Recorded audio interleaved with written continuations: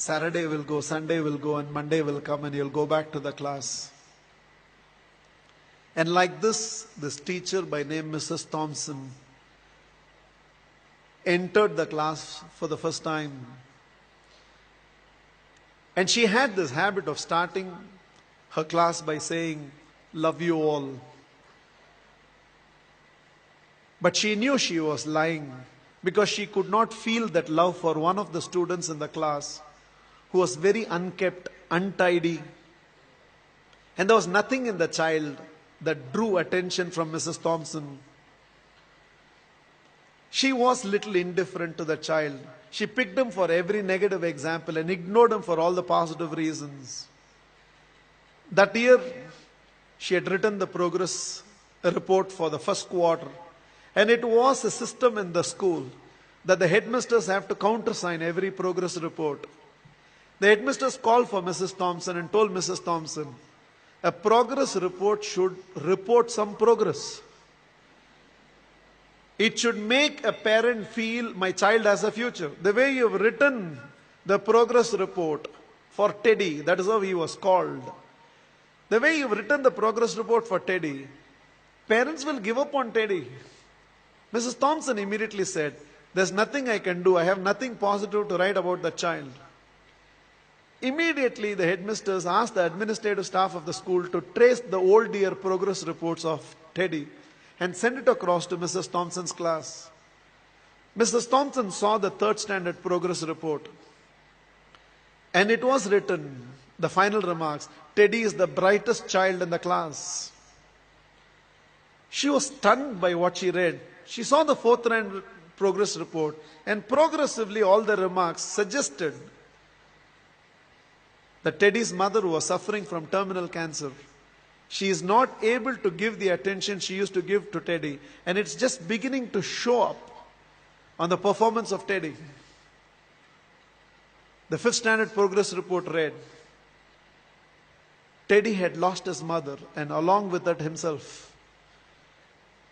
He desperately needs help, otherwise we will lose this child. By then there were tears in the eyes of Mrs. Thompson. She looked at the principal and said, I know what to do. And she went back to the class. Probably it was a Monday morning. She walked into the class and again from the dais of the class, looked at the class and said, love you all. But she knew she was lying. The love she was feeling for Teddy right now was far, far greater than the rest of the class. She decided that she is going to change her approach. For every positive reason, Teddy's name was called. There was no more a negative reference to the whole thing. The last day of the school came. All the children had brought some gifts for the teacher. There was only one gift which was wrapped up in an old newspaper. Somehow, the sense of a teacher, she knew that it must be from Teddy. She opened that first. A half-used perfume bottle and a bracelet from which a few stones had already fallen was there. The whole class laughed, knowing it was from Teddy.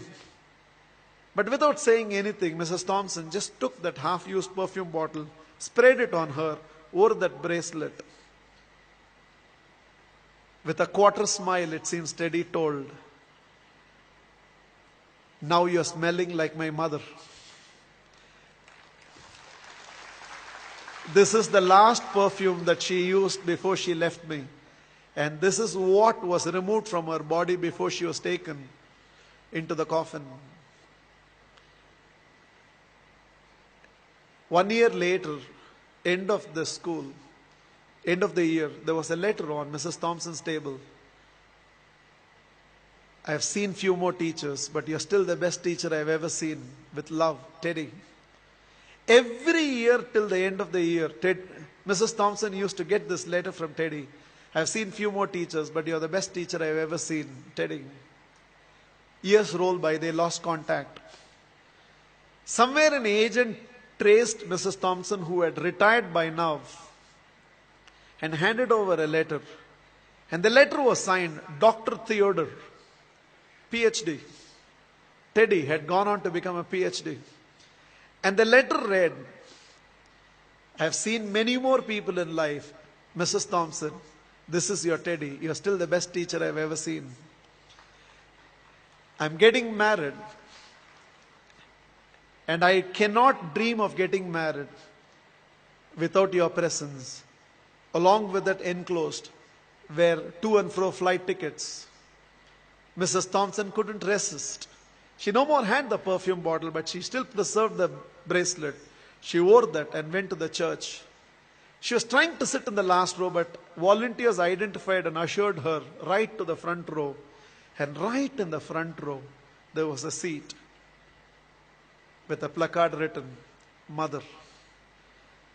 Theodore personally asked Mrs. Thompson to sit in the chair and whispered, "You are the closest to my mother that I have ever experienced. And whatever I am today, it's because of you, ma'am." The wedding happened, and after the wedding, Theodore introduced Mrs. Thompson to his newly wedded wife. Without her, I wouldn't be where I am today. There were tears in Theodore's eyes. It seems Mrs. Thompson told the newly wedded woman, "Without Teddy, I would have never realized a teacher must first be a mother to every student of hers, and only then a teacher."